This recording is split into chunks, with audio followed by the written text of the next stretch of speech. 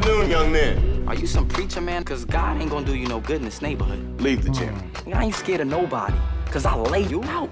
I don't think so. Is the story of Coach Carter accurate? Did the Richmond High basketball team really get physically locked out of their gym by their coach?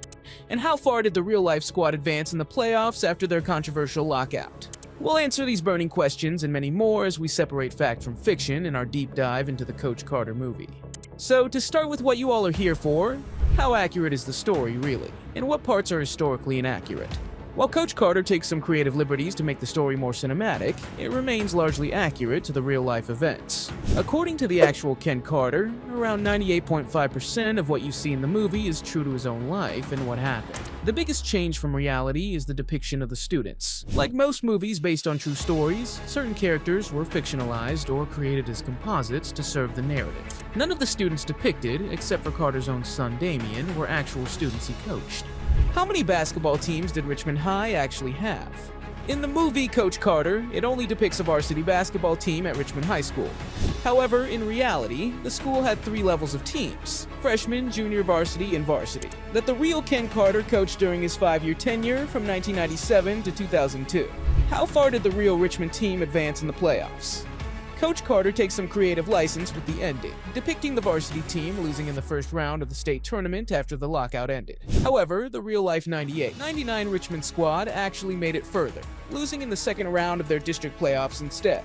How did the real Ken Carter lock out his basketball teams? One aspect the movie doesn't fully capture is that Coach Carter didn't literally put a physical lock on the gym doors. While he did hold a lockout preventing the teams from practicing or playing games, he couldn't completely lock the gym as it was still needed for other sports and physical education classes. The film's dramatic scene of Carter chaining the doors shut makes for powerful cinema, but the reality was a bit more nuanced in how he enforced the lockout while still allowing access to the facility. Did the school principal really oppose Coach Carter's methods? No, contrary to the movie, the real-life principal of Richmond High School was actually very supportive of Coach Carter's prioritization of academics over athletics. In the film, the principal is shown as an antagonist pushing Carter to reopen the gym. However, this conflict was probably created for dramatic effect, as it's a common storytelling technique to have an authority figure opposed to the protagonist's noble cause to increase tension. How did the community react to Coach Carter's lockout? Just like in the movie, Coach Carter's decision to lock out his undefeated basketball teams was deeply unpopular within the Richmond community. Parents, players, and residents were outraged, seeing it as an overreaction that punished the students unfairly. However, once the story became national news, opinions began to shift. Even the governor of California at the time, Gray Davis, publicly praised Carter as a hero for prioritizing education over sports success. Did any of Coach Carter's real players achieve notable success? Yes, several of the real-life players that Ken Carter coached during the famous 98-99 season went on to achieve impressive accomplishments after high school, validating Carter's emphasis on academics. Courtney Anderson became an NFL tight end, playing for teams like the Oakland Raiders and Detroit Lions from 2004 to 2007. Wayne Oliver took his basketball talents internationally, playing professionally in various leagues around the world, before becoming a motivational speaker alongside his former coach. So while they may not have won a state championship, Carter's lockout undoubtedly put many of his players on a path to future triumphs. What happened to the real Ken Carter after the events of the movie? After the pivotal season portrayed in Coach Carter, the real Ken Carter remained at Richmond High School coaching basketball until 2002. He then went on to some unique endeavors, like coaching a professional slam ball team and even carrying the Olympic torch at the 2002 Winter Olympics. How did Samuel L. Jackson prepare for the role of Ken Carter? According to Samuel L. Jackson himself, he felt a strong kinship with the real-life figure of Ken Carter while preparing for the role. Jackson stated that he shared Carter's firm beliefs in the value of education and holding people accountable, saying, "He believes in education, and he believes people should be accountable for things they say they are going to do."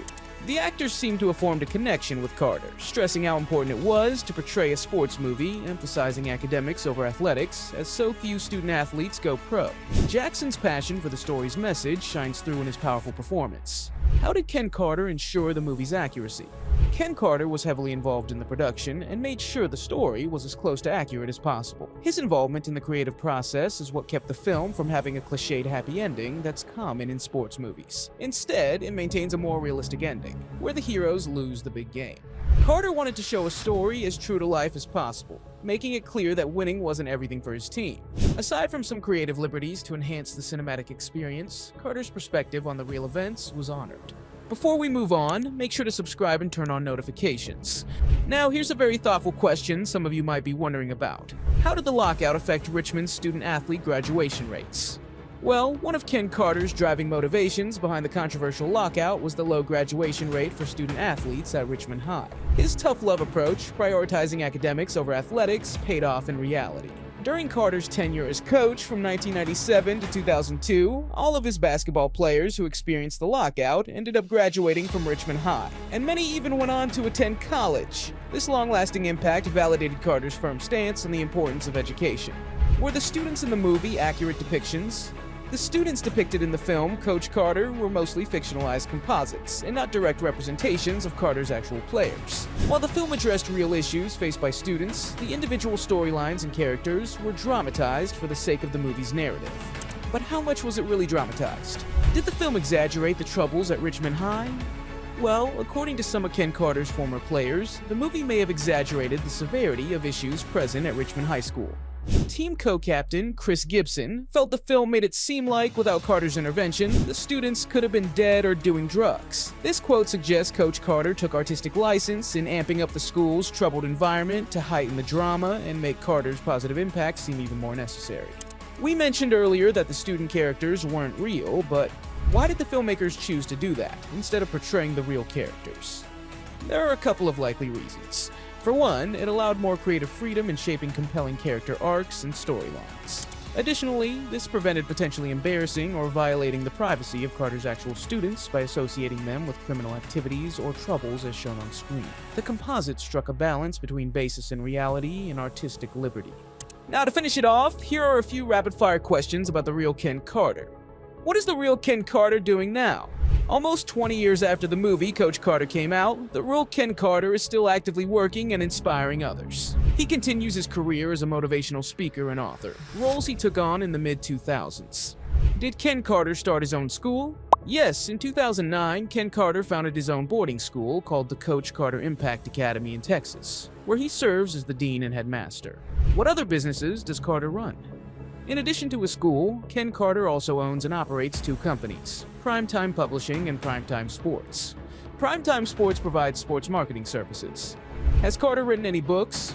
Yes. Carter has released 2 books so far. In 2005, he published an autobiography titled Coach Carter, My Life. Then in 2012, he released a motivational book called Yes Ma'am, No Sir, The 12 Essential Steps for Success in Life. What values did Carter try to instill in his students? In 2018, when reunited with his former Richmond players, Carter shared that the core values he aimed to teach were accountability, integrity, learning to follow before leading, and prioritizing team and family. So, do you agree with Carter's decision to lock the students out, or would you have done something different? Let us know in the comments below. And remember to keep your grades high before your coach watches this video. Richmond? Rich what? Richmond. Rich what? Richmond.